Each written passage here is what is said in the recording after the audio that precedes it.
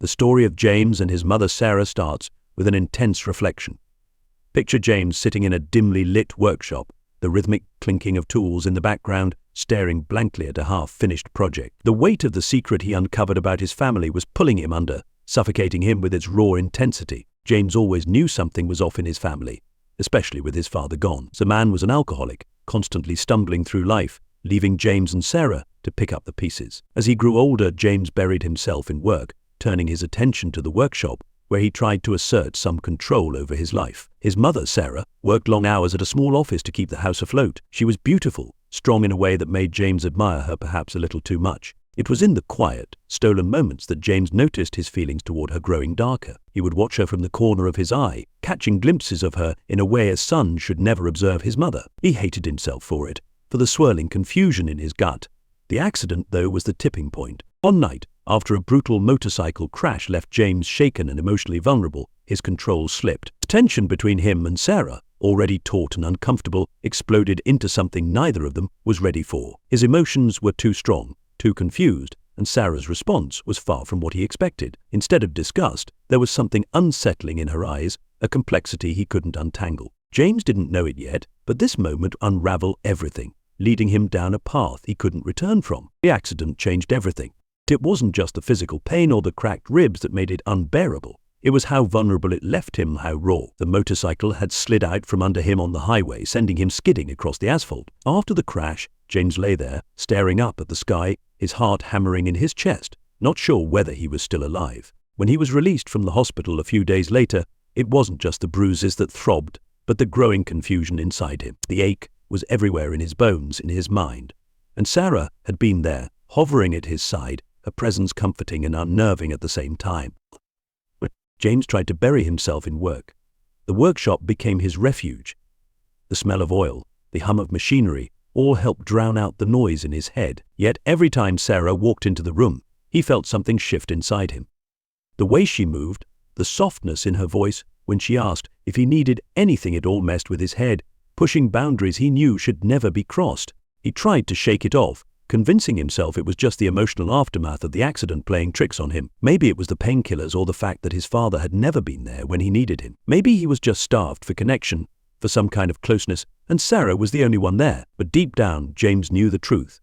He was crossing into dangerous territory, and once he stepped over that line, there would be no going back. One evening, as James sat in the living room, watching the shadows dance across the walls, Sarah came in with a cup of tea. Her hair was damp from the shower, and the faint scent of her perfume reached him before she did. She set the cup down in front of him, then hesitated, her eyes lingering on him longer than usual. "You've been quiet," she said softly, sitting down beside him. "Are you okay?" James didn't answer right away. His throat felt tight, his hands clenched into fists on his lap.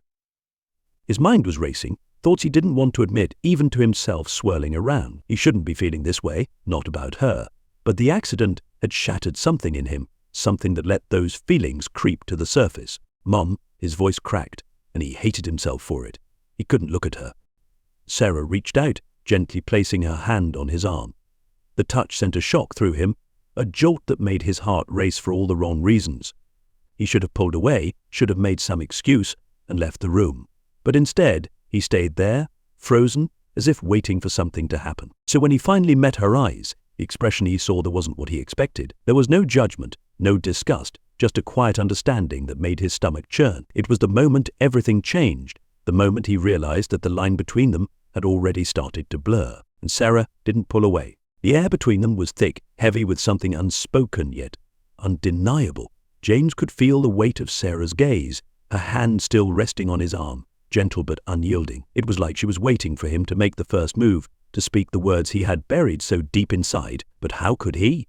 How could he admit what was really going on in his head? He swallowed hard, his pulse pounding in his ears. "I don't know how to talk about this," he finally muttered, the words strangled in his throat. Sarah's hand moved slowly, sliding down to his wrist, her fingers cool against his skin. "You can tell me anything, James. You know that." But that wasn't true. He couldn't tell her what was really eating at him, gnawing at the edges of his sanity. He couldn't confess that his feelings toward her had shifted into something dark, something inappropriate. The guilt was like acid in his veins, burning him from the inside out. They glanced up at her, and for a split second, he saw it again, something in her eyes that wasn't quite right. It wasn't motherly concern.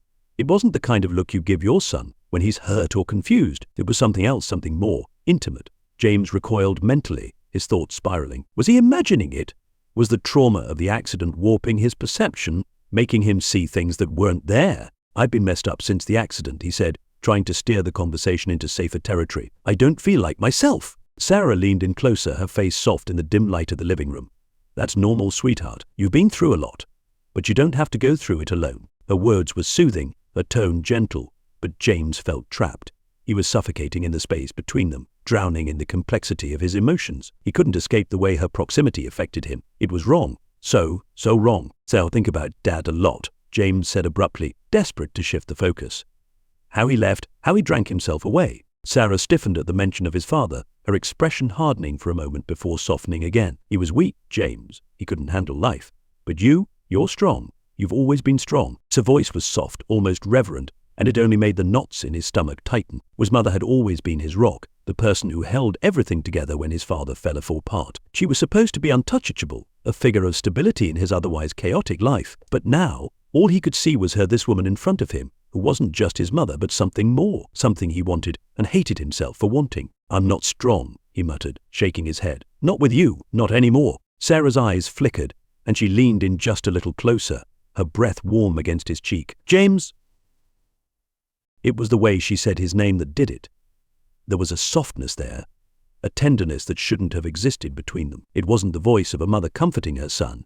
It was something far more dangerous. Before he could stop himself, before he could even think, James closed the gap between them, pressing his lips to hers. The world seemed to freeze in that moment, everything stopping as he crossed the line he had feared for so long. He expected her to pull away, to push him off, to recoil in disgust. But she didn't. Instead, Sarah kissed him back. The kiss was brief but electric, setting James's entire body on fire. As soon as it happened, he jerked away, his breath catching in his throat. His mind was a whirlwind of emotions, disbelief, guilt, shame, but underneath it all, a sickening desire that made his stomach churn. What the hell did I just do? He whispered, more to himself than to Sarah. His heart pounded in his chest, echoing in his ears like a drumbeat. But Sarah didn't look horrified. She didn't scream or push him away. Instead, she sat there, frozen for a moment, her face flushed, lips parted slightly. It was as if she, too, was caught off guard by what had just happened, her thoughts scrambling to make sense of it. James, she finally breathed, her voice barely audible. Her hand hovered in the air, as if unsure whether to reach for him or keep her distance. I'm sorry, he stammered, his words tripping over themselves in his rush to apologize. I didn't mean to. I don't know what's wrong with me. But he did know. He knew exactly what was wrong, and it terrified him. His feelings had spiraled out of control, morphing into something twisted and unnatural. And now it was out in the open, exposed like a raw wound. Sarah's expression softened, and she shook her head slowly. No, James, don't be sorry. It's okay. Okay. It's my illness. It wasn't okay. It could never be okay.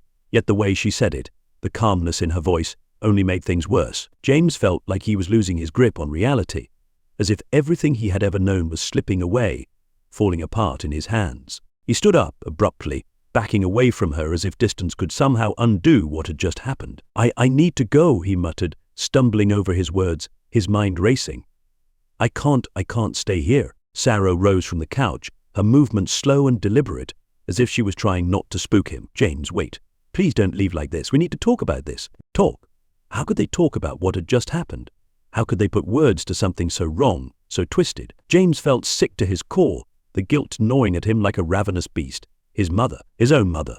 And yet the way she had kissed him back, the way she hadn't recoiled in disgust, it all muddled his sense of right and wrong, blurring the lines he had thought were unbreakable. There's nothing to talk about, James said, his voice shaking. I crossed a line I never should have even thought about crossing. I need to get out of here before I make things worse. But Sarah stepped closer, her eyes pleading. It's not just you, James, I felt it too. Her words hung in the air like a death sentence, and for a moment, James felt like the world had stopped spinning. He stared at her, not quite believing what he was hearing. How could she admit that? How could she say those words so calmly, as if they weren't the most destructive thing she could have said? No, he said, shaking his head. No, this isn't right, you don't mean that. I do, Sarah said quietly, her voice barely above a whisper. And I think we've both been avoiding this for a long time. The room seemed to close in around James, the walls pressing in tighter with every second. He couldn't breathe, couldn't think. All he could do was stare at the woman who was both his mother and something else entirely a woman he had crossed an unspeakable line with. "I have to go," he choked out, turning toward the door, his legs feeling like lead. He needed to escape, to get away from the suffocating weight of what they had done. But as he reached for the doorknob, Sarah's voice stopped him cold. "James, please don't run from this. We can figure this out." But he couldn't. He couldn't face what they had unleashed. Without another word, James yanked the door open and bolted, leaving the house and everything he had just shattered behind him. James drove aimlessly for hours, his hands gripping the steering wheel so tight his knuckles turned white. So the roads blurred under the dim streetlights, but he didn't care where he was going. He just needed to escape to outrun the twisted mess his life had become. How had he let things get this far? How had he gone from feeling lost and confused to this? Kissing his own mother. The memory of it, the softness of her lips, sent a wave of nausea rolling through him. He couldn't shake the image, couldn't unsee the way she'd looked at him, the way she hadn't pulled away. But worse than the kiss was her response. I felt it too. Those words gnawed at him, replaying in his mind, until they echoed like a taunt. His mother, the one person who was supposed to be his sanctuary, his protector, had just crossed a line no one could ever uncross, since she had done it willingly. James finally pulled over at a deserted gas station, his breathing erratic. He parked the car, turned off the engine, and rested his head against the steering wheel. The cool metal pressed into his forehead, grounding him, but it didn't silence the storm raging in his mind. "What the hell do I do now?" he muttered to himself, his voice hoarse, not after what he'd done, not after what they'd both done, but as much as he hated himself for it. A small part of him wondered if this was inevitable. The years of emotional distance, the absence of his father, the twisted connection that had formed between him and Sarah over time. It all felt like it had been building toward this moment, like it was some sick destiny neither of them could avoid. He shook his head, trying to banish the thought. No, this wasn't destiny. This was a mistake, a terrible, unforgivable mistake. James's phone buzzed in his pocket, pulling him out of his spiraling thoughts. He hesitated before pulling it out, already knowing who it was. His heart raced as he saw Sarah's name on the screen, a text lighting up in front of him. "We need to talk." Ike. He stared at the message, his mind spinning. What could they possibly say to each other now? How could they even begin to talk about what had happened without unraveling completely? His hands trembled as he typed a response. "I can't. Not right now." Almost immediately, another message appeared. "You can't just run from this, James, so we need to figure out where to go from here." Where to go? There was nowhere to go. They had gone too far, crossed into territory that couldn't be undone. James felt like he was standing at the edge of a cliff, staring into an abyss that threatened to swallow him whole. Another text came through. "Please, just come home. We'll talk." James squeezed his eyes shut, fighting the urge to scream. He couldn't go back there. Not tonight, maybe not ever, but he couldn't ignore her either. Not when she was the only family he had left. His mind warred with itself. Part of him wanted to drive away, to keep going until the road ran out, while another part wanted to turn around, to face whatever horror waited back in that house. Finally, he typed one last message. "I need time. Please don't push me." He waited for her reply, the seconds dragging on like hours. But none came. The silence on the other end felt heavier than any conversation they could have had. With a sigh, James tossed his phone onto the passenger seat and leaned back, staring up at the ceiling of the car. He didn't know what to do next. He didn't know how to fix this, or if it was even possible to fix. All he knew was that he had shattered the one relationship that had anchored him through everything, and now there was nothing left but the wreckage. The days after the kiss dragged on like a bad dream. James stayed away from home as much as possible, crashing at a friend's place, or sometimes just driving around aimlessly until the hours of the morning. He avoided Sarah's calls, let her messages pile up without responding. His phone buzzed constantly with texts from her pleas for him to come home, to talk, to figure out what they were supposed to do now. But he couldn't. Not yet. The shame still clung to him, tightening around his chest like a noose. He kept replaying that night in his head, over and over, wondering how things had spiraled so far out of control. How could he have let it happen? Worse, how could she? James had always admired his mother's strength, her resilience through all of life's hardships. Now that admiration was poisoned by something much darker. So at the end of the week, James had no choice but to return home. He needed clothes, needed to check in on things, and no matter how much he dreaded it, he couldn't stay away forever. His hands were shaking when he pulled into the driveway, the sight of the house filling him with dread. It looked the same as always, modest, comfortable, the place where he'd grown up. So now it felt foreign, like stepping into a trap he'd set for himself. He took a deep breath and opened the door. The house was eerily quiet, the only sound the soft hum of the refrigerator in the kitchen. He stepped inside, his eyes scanning the room. half expecting Sarah to appear any second. "James." Her voice cut through the silence like a knife. He turned to see her standing in the hallway, looking pale and drawn, as if she hadn't slept in days. Her eyes were red, her expression tense. She took a cautious step toward him. "We need to talk." James swallowed hard, feeling the weight of the confrontation pressing down on him. There was no more running, no more avoiding the truth. He nodded stiffly, his throat too dry to speak. They sat down in the living room, the same place where everything had started to unravel. The tension in the air was unbearable, thick with unspoken words. James couldn't even look at her, his eyes fixed on the floor, afraid of what he might see in her face. "I'm sorry," Sarah said quietly, breaking the silence. Her voice trembled slightly. "For everything. I never wanted things to get like this." Wait," James scoffed, his fists clenching. "I don't even know what this is, Mum. How did we get here?" She was silent for a long time before she spoke again. "I think we were both hurting, James. I was lonely. And I know you've been struggling, especially after the accident, and with your father gone." Her voice trailed off, and she shook her head. "I don't know. Maybe I was looking for something in you that I shouldn't have. And maybe you were looking for something too." James's stomach twisted. Hearing her say it out loud didn't make it any better. It didn't make it any less wrong. "It's my fault," he said, his voice barely above a whisper. "I kissed you. I ruined everything." Sarah reached out, her hand brushing his knee, but this time the touch felt wrong, so wrong. James flinched, pulling away from her. "No, James," she said, her voice firm. "We're both responsible. But we can fix this. We can." "Fix it?" James cut her off, his voice rising. "How the hell do we fix this? We crossed a line, Ma." A line that never should have even been there. Tears welled up in Sarah's eyes, but James felt numb. The guilt and disgust that had been simmering inside him for days spinally spilled over. "I don't think we can come back from this," he said, his voice cracking. "I don't know how to even look at you without feeling sick." Sarah recoiled, the hurt clear on her face, but James didn't care anymore. He needed to say it, needed to get it out before it tore him apart from the inside. "I'm leaving," he said, standing up abruptly. "For good." Sarah's eyes widened, panic flooding her expression. "James, wait, don't. I can't stay here," he said, his voice flat. "I don't know what we are anymore, but we can't pretend this didn't happen. We crossed a line, and there's no going back." He turned and walked toward the door, every step feeling heavier than the last. Sarah's voice cracked behind him as she called his name, but he didn't turn around. He couldn't. As James stepped outside, the cool air hit his face, but it didn't bring the relief he hoped for. Instead, it felt like a cold reminder of everything he was leaving behind, everything he had destroyed. The house, once a symbol of safety, was now nothing more than a prison he had to escape from.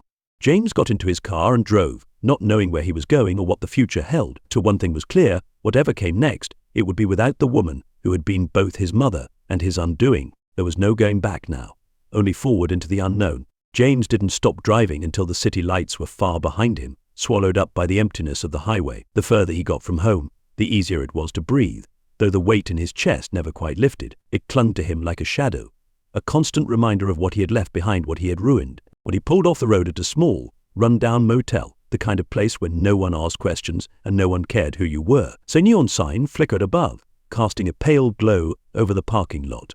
It felt like the perfect place to disappear, at least for the night. James sat in the car for a long time, staring at the dashboard, his mind numb. He should have felt something: grief, anger, regret, but instead, there was only a hollow emptiness. Like he had left all of himself behind in that house with Sarah. After a while, he stepped out and grabbed his bag from the back seat, making his way to the office. The man behind the counter barely looked up as he handed James a key. The room was just as bleak as he expected. A single bed with threadbare sheets, peeling wallpaper, and a buzzing overhead light. But it didn't matter. He wasn't looking for comfort. He just needed somewhere to hide. James dropped his bag on the floor and collapsed onto the bed, staring up at the cracked ceiling. His mind drifted back to the night of the accident, when everything had started to unravel. He had been broken then physically, emotionally, but now he was something else entirely, shattered beyond repair. He thought about Sarah, the look in her eyes when he had left. She had wanted to fix things, to somehow make sense of the mess they had created. But there was no fixing this, no way to undo the kiss, the moment of weakness that had torn apart their lives. His phone buzzed in his pocket, and he pulled it out, half expecting to see another message from her. But it wasn't Sarah. It was an old friend, one he hadn't spoken to in years. "Heard about the accident? You all right?" James stared at the message, feeling a strange sense of detachment. It seemed like a lifetime ago that the accident had been his biggest problem. Now that seemed so trivial compared to the chaos that followed. He typed out a quick response, "I'm fine," and tossed the phone onto the bedside table. But he wasn't fine. He wasn't sure he ever would be again. As the hours dragged on, sleep never came. His mind kept spinning, replaying the events over and over, like a movie he couldn't shut off. He tried to rationalize it, to find some explanation for what had happened between him and Sarah, but there was no logic to it. Only a sickening sense of inevitability. Had he always felt this way about her? Was it something buried deep inside, only brought to the surface by his father's absence and his own trauma? Or was it just a moment of weakness, born from loneliness and confusion? He didn't know, and that terrified him. Sometime after midnight, James sat up and reached for his phone.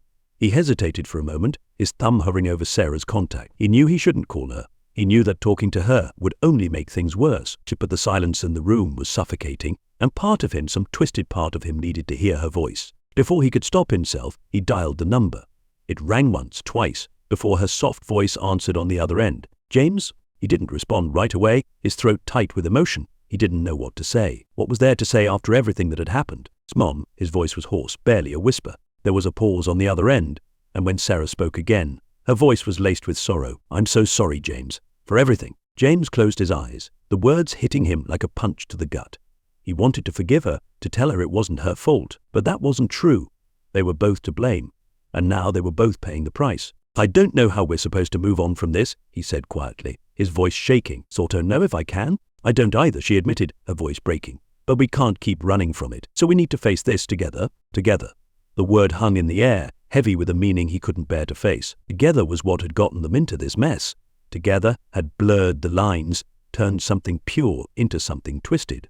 "I can't," James said, his voice hollow. "I can't come back." There was silence on the other end, and James could hear her soft, shaky breaths. He could picture her there, sitting alone in that house, just as broken as he was. "Goodbye, Mum," he whispered, and before she could respond, he ended the call. James lay back on the bed, staring at the ceiling once more.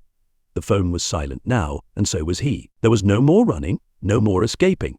All that was left was the reality of what they had done, and the wreckage of the life they had destroyed.